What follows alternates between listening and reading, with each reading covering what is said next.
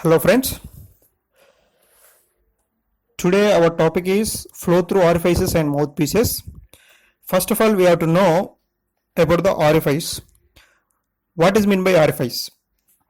Orifice అంటే ఏంటి? It is a small opening. మీకు సింపుల్గా చెప్పాలి అంటే orifice and mouthpieces are used to measure volume flow rate, that is discharge. Orifice is a small opening at side or bottom of the liquid tank. మీరు ఒక tank కనుక తీసుకుంటే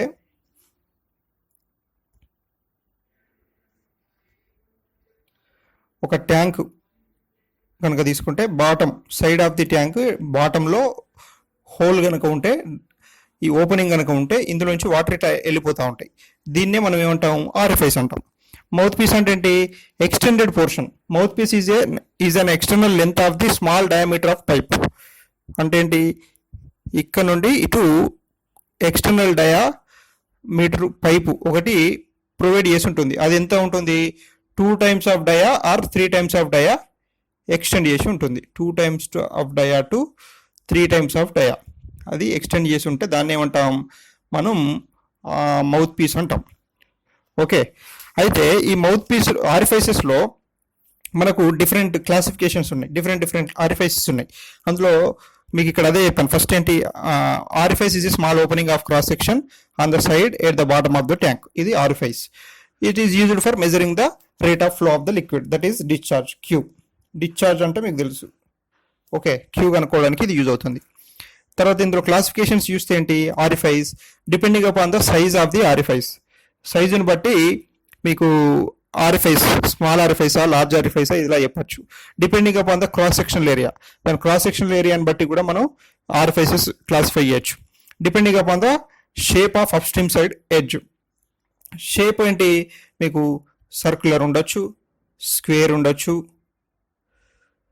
తర్వాత rectangular ఉండొచ్చు, తర్వాత ట్రయాంగులర్ పోర్షన్ కూడా డిఫరెంట్ షేప్లో రావచ్చు. ఇవి classification of orifices. Okay, next depending upon the nature of discharge. Nature of డిశ్చార్జ్ని బట్టి కూడా మీకు ఏముంటుంది? ఆరిఫైస్ క్లాసిఫికేషన్ ఉంటుంది. ఓకేనా? సో ఇక్కడ first of all we have to know some technical terms. ఏంటి అవి టెక్నికల్ టర్మ్స్? దానికంటే ముందు మీకు క్లియర్ క్లాసిఫికేషన్ ఇక్కడ ఇవ్వడం జరిగింది. Classification of orifices. The orifices are classified as a small orifice or large orifice depending upon the size of orifice and head of liquid from the center of the orifice. మీరు ఇది orifice కనుక తీసుకుంటే, okay, ఇది small tank, ఇక్కడ opening, దీని centre నుండి ఇటు పైకి హెడ్ అనుకోండి. ఇక్కడ వరకు వాటర్ ఉన్నాయి, మీకు ఇక్కడ వరకు వాటర్ ఉన్నాయి. ఓకే, సో ఈ పోర్షన్ని లేదా వాటర్ ఉన్నా లేకున్నా ఒకవేళ ఆ ట్యాంక్ హైట్ వరకు ఈ పోర్షన్ని మనం హెడ్ అంటున్నాం. హెడ్. ఓకేనా? The orifice are classified as a small orifice or large orifice. Small orifice large orifice అని ఎలా చెప్పగలుగుతారు? If the head of the liquid from the centre of the orifice is more than 5 times the depth. ఇది centre of the orifice నుంచి పైకి head అనేది ఎంత ఉండాలి? 5 times the depth of the orifice. That orifice is called small orifice. Okay na? Small orifice ante enti? Small orifice if the head of the liquid from the center of the orifice is more than 5 times the depth of the orifice. Okay na? Head అనేది ఈ depth of the orifice కంటే కూడా మీకు ఎంత? 5 times ఎక్కువ ఉండాలి. Head అంటే ఏంటి? ఇక్కడ మీకు water. Okay, so head of the liquid from the center of the orifice is more than the 5 times of the depth of the orifice is called small orifice. Next to, and if the head of the liquid is less than 5 times the depth of the orifice is known as large orifice. Reverse, మీకు head అనేది ఎలా ఉండాలి? Greater than depth of the orifice ఉంటే 5 times of the diameter of depth of the orifice ఉంటే అది ఏంటి? Small orifice. ఒకవేళ less than ఉంటే దట్ ఈస్ లార్జ్ ఆరిఫైస్. ఓకేనా? ఇది clear. According to the shape orifice are classified circular, rectangular. ఇంతకుముందే చెప్పాను మీకు. అకార్డింగ్ టు ద షేప్ కనుక చూసుకుంటే upstream edge the orifice are classified into sharp edge, తర్వాత బెల్ మౌత్ ఎడ్జ్, ఇలా డిఫరెంట్ షేప్ క్లాసిఫికేషన్స్ ఉంటాయి షేప్ కనుక చూసుకుంటే. డిపెండింగ్ అపాన్ ద నేచర్ కనుక చూసుకుంటే the RFIs are classified as free discharging RFIs, submerged RFIs, drowned RFIs. So ఇలా మీకు different types of RFIs ఉంటాయి. క్లియర్? మీకు ఇక్కడ అవే మెన్షన్ చేశాను.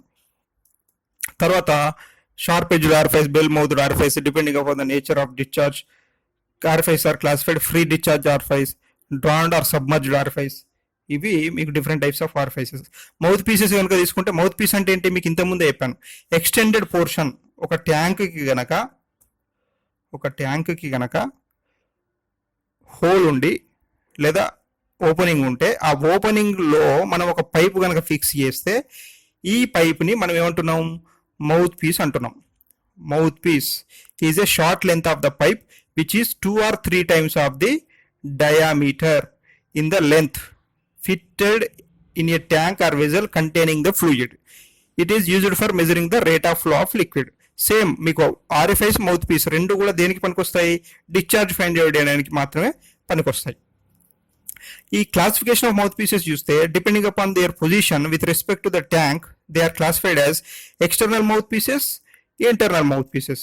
అంటే ఇది బయటకు ఉంటే ఎక్స్టర్నల్ మౌత్ పీసెస్, ఒకవేళ పైపు లోపలికి ఉంటే ఇది ఇంటర్నల్ మౌత్ పీస్. ఓకేనా? Depending on their shape, they are classified as cylindrical mouthpiece, convergent mouthpiece, convergent divergent mouthpiece. అంటే ఏంటి?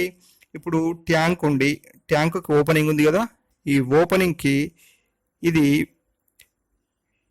డయామీటర్ గ్రాడ్యువల్లీ తగ్గుకుంటూ వచ్చింది అనుకోండి పైపుది, ఇది కన్వర్జెంట్ మౌత్ పీస్. ఒకవేళ కన్వర్జెంట్ అయ్యి మళ్ళీ డయామీటర్ గ్రాడ్యువల్గా పెరిగింది అనుకోండి, దీన్ని కన్వర్జెంట్ డైవర్జెంట్ మౌత్ పీస్ అంటారు. ఓకేనా?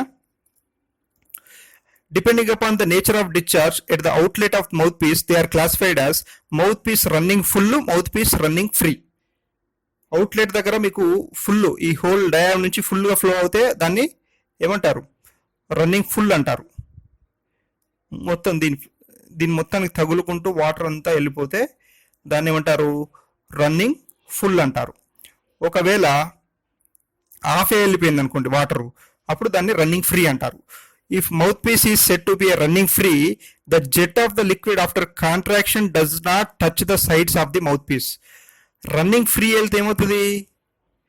జెట్ అనేది, దీన్ని జెట్ అంటారు. ఏదైతే వాటర్ ఇందు నుంచి బయటకు వచ్చేస్తుందో దాన్ని జెట్ అంటారు. The jet liquid after contraction does not touch the sides of the mouthpiece. ఈ సైడ్స్కి ఇది టచ్ అవ్వదు, ఎందుకంటే పార్ట్లీ ఉంది, ఫుల్లీ ఫ్లో అవ్వట్లేదు, అందుకే ఇది టచ్ అవ్వదు. But if the jet after contraction expands and fills the whole mouthpiece, it is known as running full. ఒకవేళ ఇది మొత్తం కనుక ఎక్స్పాండ్ అయ్యింది అనుకోండి, జెట్ ఎక్స్పాండ్ అయ్యి మొత్తానికి కనుక కాంటాక్ట్ అయ్యి వెళ్తే దాన్ని ఏమంటారు? రన్నింగ్ ఫుల్ అంటారు. ఓకే, ఇక్కడ మీరు చూస్తే మనకు కొన్ని టెక్నికల్ హైడ్రాలిక్ కోఎఫిషియెంట్స్ ఉన్నాయి. ఈ హైడ్రాలిక్ కోఎఫిషియెంట్స్ అనేవి చాలా important. First one, flow through RFIs కనుక తీసుకుంటే మనం బెర్నాలస్ ఈక్వేషన్ మీకు ఐడియా ఉంది. That is potential energy plus kinetic energy plus datum energy at point 1 is equal to potential energy plus datum energy plus kinetic energy at point 2 is equal. ఓకేనా? That is Bernoulli's equation. మనకేమొస్తుంది? ఇప్పుడు ఈ point, ఇది ఒక tank అనుకుంటే ఇది head, RFIs ఇది RFIs center నుంచి పైకి చూసుకుంటే హెడ్ ఇది. ఓకే, సో దీంట్లో మనం బెర్నాలస్ ఈక్వేషన్ అప్లై చేస్తే P1, ఇది యాక్చువల్గా P1 by rho G, P1 by rho G plus V1 by 2G, ఇది యాక్చువల్గా V square by V1 square by 2G plus Z1 equal to ఏమవుతుంది? P2 by rho G plus V2 square by 2G plus Z2. ఇక్కడ datum అనేది Z1 is equal to Z2. Datum లేదు మనకు. Datum అంటే మీకు తెలిసే ఉంటుంది, అంటే మీ కింద బాటమ్ నుంచి ఇది డాటమ్ ఏరియా అనుకోండి. సో మీరు సర్టెన్ హైట్లో ట్యాంక్ ఫిక్స్ చేస్తే ఇది Z అవుతుంది. ఓకే, అదే ఇక్కడే మీరు ఫిక్స్ చేశారనుకోండి, ఇదే డాటమ్ అనుకోండి, అప్పుడు ఏమవుతుంది? Z1 is equal to Z2 అవుతుంది, లేదా Z 0 అయిపోతుంది. ఓకేనా? So Z1 equal to Z2. ఇది సేమ్ ఈక్వల్ లైన్లో కనుక పెడితే, ఒకవేళ ఇలా ఉంటే ఇప్పుడు ఇది యాక్చువల్ డాటమ్ అనుకోండి, ఇది డాటమ్. ఇప్పుడు ఇక్కడ Z1 0 అవుతుంది, ఇక్కడ Z2 ఏమవుతుంది, ఈ హైట్ ఎంత ఉందో ఆ హైట్ Z2 అవుతుంది. ఓకేనా, ఇది Z2 అవుతుంది. సో ఇది మనం ఇక్కడ ఏం చేస్తున్నాం, ఇవి రెండు సేమ్ ఒక 0 డిగ్రీస్ పైన ఈ ట్యాంక్ని మనం పెట్టడం జరిగింది. సో అప్పుడే Z1 ఈక్వల్ టు Z2 అయింది. ఇప్పుడు P1/ρ1 G లేదా P1/W అనుకుంటాం. దీన్ని ఏమంటాం, P1/W. రోజు ఈజ్ నథింగ్ బట్ స్పెసిఫిక్ వెయిటే కదా, so specific weight plus V1²/2G plus Z1. ఇప్పుడు దీంట్లో మీకు Z1 ఈక్వల్ టు Z2 అయినప్పుడు ఇవి రెండు పక్కన పడేసేయండి. ఇప్పుడు మిగిలిన ఏమున్నాయి, P1/W1 plus V1²/2G equal to P2/ρG plus V2²/2G. So ఇప్పుడు finally P1/ρ equal to H and P2/ρ equal to 0. ఓకేనా, ఇది అట్మాస్ఫిరిక్ ప్రెజర్ ఉంటుంది. ఇక్కడ మీకు నార్మల్ హైడ్రోస్టాటిక్ ఏదైతే ప్రెజర్ ఉంటుందో అది యాక్ట్ అవుతుంది 1 దగ్గర. ఇది 2 ఏంటిది, ఇది అట్మాస్ఫిరిక్ ప్రెజర్తో ఇది ఫ్లో అవుతుంది, అంతేనా కదా.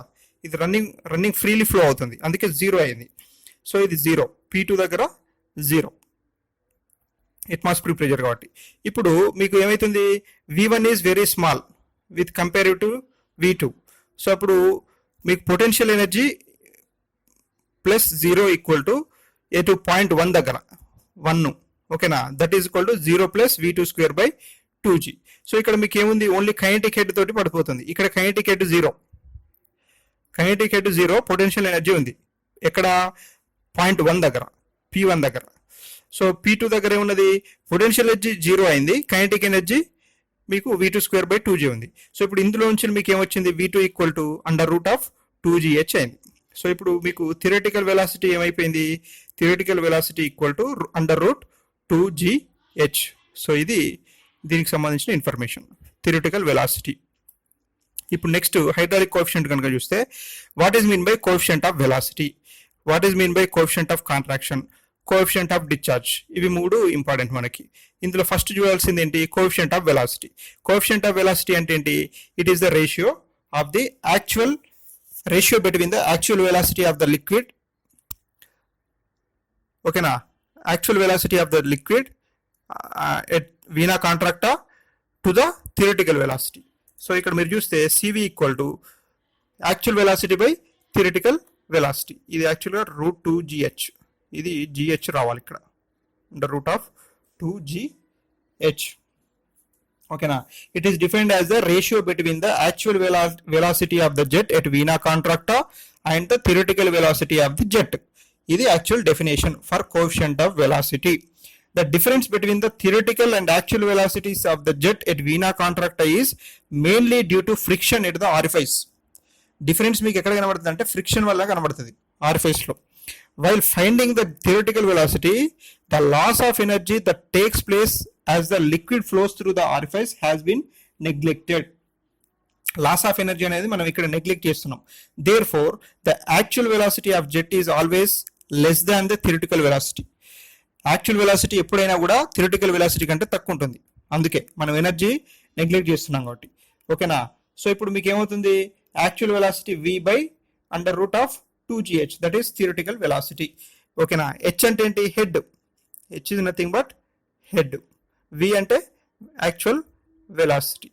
సో ఇప్పుడు కోఎఫిషియంట్ ఆఫ్ వెలాసిటీ రేంజ్ ఎంత వస్తుంది మీరు ఎక్స్పెరిమెంట్ చేస్తే అంటే, కోఎఫిషియంట్ ఆఫ్ వెలాసిటీ 0.95 to 0.99. ఇవన్నీ ఇంపార్టెంట్, మీరు గుర్తుపెట్టుకోవాలి. కోఎఫిషియంట్స్ కాంపిటేటివ్ ఎగ్జామ్లో కంపల్సరీ అడుగుతారు. 0.95 to 0.9 coefficient of velocity range in orifice. ఓకేనా, నెక్స్ట్ వన్ ఏంటి, coefficient of contraction. Coefficient of contraction అంటే ఏంటి, it is defined as the ratio between the area of the jet at vena contracta and the area of the orifice. Area of the jet at vena contracta to the area of the orifice. మీకు jet అంటే తెలుసు కదా, jet. So ఇప్పుడు ఇందులో నుంచి water వెళ్ళిపోతున్నాయి, అది jet అంటారు. ఓకే, అయితే ఈ జెట్ వెళ్ళిపోయేటప్పుడు sudden reduction of the cross sectional area. ఇక్కడ మీకు జెట్ బయటకు వచ్చినప్పుడు ఒక పాయింట్లో ఇందులోంచి వాటర్ వస్తున్నప్పుడు ఒక దగ్గర cross sectional area of the jet తగ్గిపోతుంది. ఆ క్రాస్ సెక్షనల్ ఏరియా ఎక్కడైతే తగ్గిపోతుందో దాన్నే వీనా కాంట్రాక్ట్ అంటారు, సింపుల్ గా చెప్పాలి అంటే. అర్థమైందా? జెట్ అంటే ఏంటి సింపుల్ గా? Jet is the stream of a liquid discharges by అనే ఆరిఫైస్. ఇది ఒక స్ట్రీము అంతే. It consist of least cross sectional area at the length is equal to half of the size of the orifice. That is nothing but vena contracta. Vena contracta 0.5 times of the size of the orifice ఉంటుంది. 0.5 times of the size of the orifice లేదా dia అనుకోండి ఇక్కడ.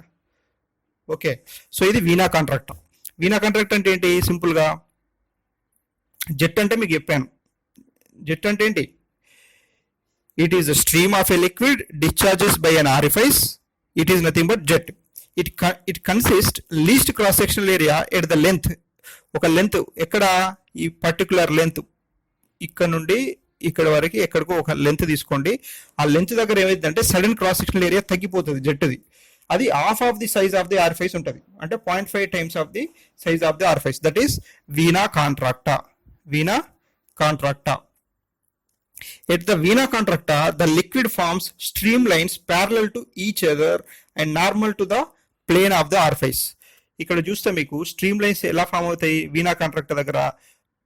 Stream lines, streak lines, path lines ఇవన్నీ మీకు next క్లాస్లో ఎప్పుడైనా discuss చేద్దాం. ఇప్పుడు స్ట్రీమ్ లైన్స్ అంటే it form stream lines parallel to each other and normal to the plane of the orifice. ఇది ఒకటి గుర్తుపెట్టుకోండి. ఆరిఫైస్ కి ప్యారలల్ గా నార్మల్ టు ద ప్లేన్ అది స్ట్రీమ్ లైన్స్ అనేటివి ఫామ్ అవుతాయి. ఎందులో? ఆరిఫైస్ లో. అదొకటి గుర్తుపెట్టుకోండి. ఓకే, నెక్స్ట్ వన్ ఈజ్ ఇక్కడ దీనికి డెఫినేషన్ చూస్తే coefficient of contraction is equal to ratio between the area of jet at vena contracta to the area of the orifice. అర్థమైంది కదా? ఒకటి నోట్ ఇంపార్టెంట్ థింగ్ ఏంటంటే the jet of liquid is in open atmosphere. Pressure in case of orifice will be in the mouthpiece below atmospheric of vena contracta. ఓకేనా? Orifice లో ఏమవుతుంది? Open ఉంటుంది, open to the atmospheric pressure ఉంటుంది. Liquid jet అనేది open to atmospheric pressure ఉంటుంది. అదే mouth piece లో కనుక తీసుకుంటే బిలో అట్మాస్ఫిరిక్ ప్రెషర్ ఉంటుంది వీనా కాంట్రాక్ట్ దగ్గర. వీనా కాంట్రాక్ట్ ఓకేనా? అర్థమైందా? వీనా కాంట్రాక్ట్ అనేది బిలో అట్మాస్ఫిరిక్ ప్రెషర్ ఉంటుంది. ఎందులో? వీనా కాంట్రాక్ట్ మౌత్ పీస్ లో. ఇది ఒకటి గుర్తుపెట్టుకోండి. అయితే సిసి వాల్యూ ఎంత ఉంటుంది? CC value 0.61 to 0.69. ఇది important thing. Coefficient of contraction range 0.61 to 0.69. Clear? Next coefficient of discharge అంటే ఏంటి? Coefficient of discharge is nothing but it is the ratio between the actual discharge to the theoretical discharge. CD equal to Q. Q by Q actual by Q theoretical. Q theoretical అంటే ఏంటి? Theoretical velocity into theoretical area. That is nothing but discharge. Actual area into actual velocity divided by actual area, theoretical area into theoretical velocity. మీరు ఎలాగైనా రాసుకోవచ్చు. So ఇది coefficient of discharge. Coefficient of discharge is equal to Q actual by Q theoretical. Q actual by Q theoretical. CD value ఎంత ఉంటుంది మరి? లేదా దీన్ని ఎలా రాసుకోవచ్చు? CD equal to CC into CV. CD equal to CC into CV. మీకు actual discharge ఎలా వస్తుంది? యాక్చువల్ డిశ్చార్జ్ ఇది యాక్చువల్ డిశ్చార్జ్ Q యాక్చువల్ అనుకోండి. Q actual is equal to actual area of jet at vena contracta. Actual area of jet at vena contracta, okay, into actual velocity of jet at vena contracta. Actual velocity of jet at vena contracta. So దీన్నే మనం ఎలా రాసుకోవచ్చు? Q actual ని Q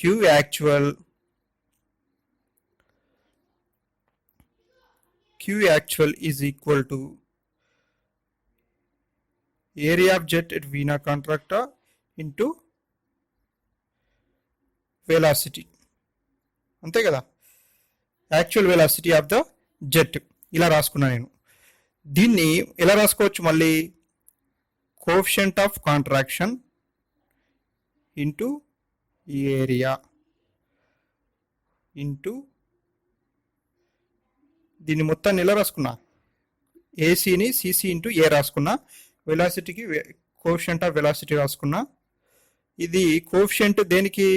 actual velocity కదా. Actual velocity ఎలా వస్తుంది? Coefficient of velocity under root of 2gh under root of 2gh ఇలా వచ్చేస్తుంది. తర్వాత మీకు సిమిలర్లీ థియరిటికల్ డిశ్చార్జ్ ఎట్లా వస్తుంది? థియరిటికల్ డిశ్చార్జ్ ఇది యాక్చువల్ కదా. క్యూ థియరిటికల్ ఎట్లా వస్తుంది? Q theoretical is equal to theoretical area of jet into theoretical velocity of jet. దీన్ని ఎలా రాసుకోవచ్చు?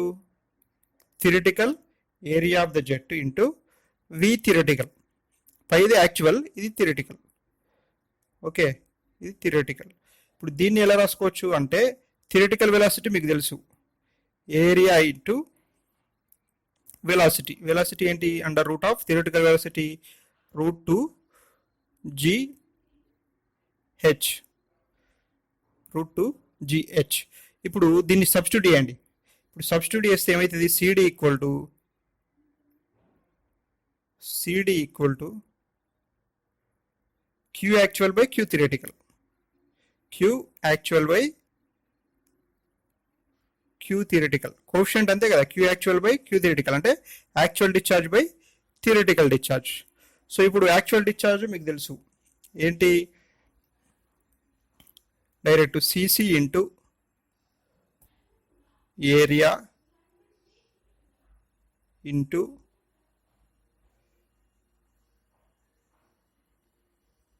CV under root 2gh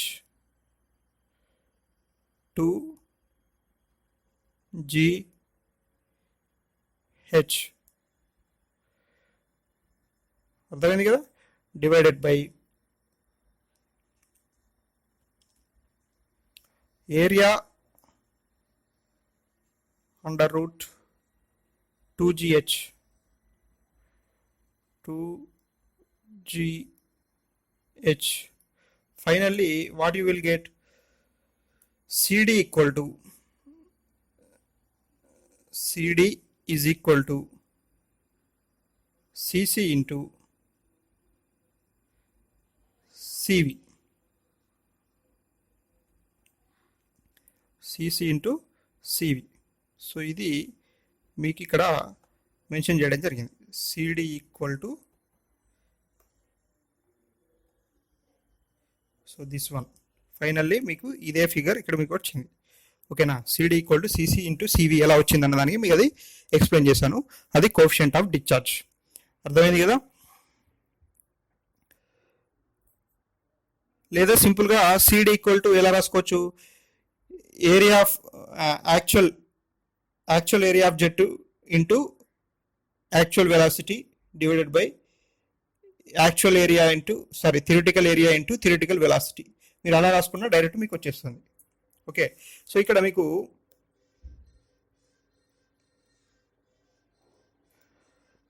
range ఎంత? CD value range 0.61 to 0.65. ఇది ఒకటి గుర్తుపెట్టుకోండి. 0.61 to 0.65 సిడి రేంజ్. ఇప్పుడు మీకు అర్థమైంది. ఓకే. సో ఇప్పుడు మీరు చూస్తే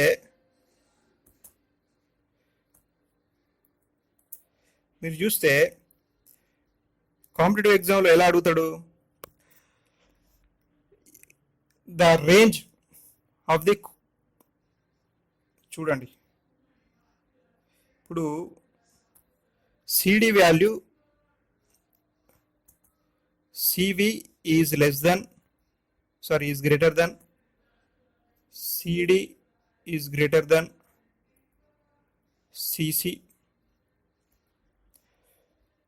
CC is less than CV is greater than or less than CD. CD is greater than CC is greater than CV is greater than CC is greater than CD. So ఇప్పుడు ఇందులో correct answer ఏది? ఇది option A అనుకోండి, B అనుకోండి, C అనుకోండి, D.